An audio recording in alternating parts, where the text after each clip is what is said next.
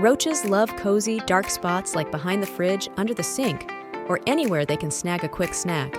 Let's not make it easy for them. The first step in making your home a roach-free zone? Seal up those snacks, fix any leaks, and declutter. Roaches check out when there's nothing to check in for. Boric acid is our secret weapon. It's effective against roaches, but remember, it needs to be handled with care.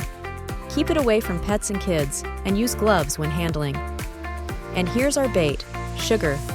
Roaches can't resist it, making it the perfect lure.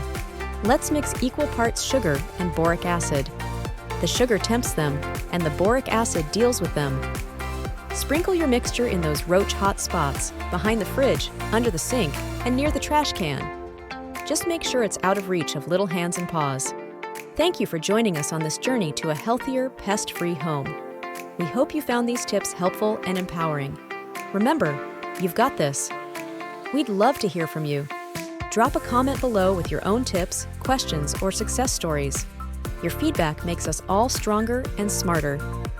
If you enjoyed this guide and want more like it, don't forget to subscribe and hit that bell icon so you never miss out on new tips and tricks. Together, let's keep our homes safe and sound.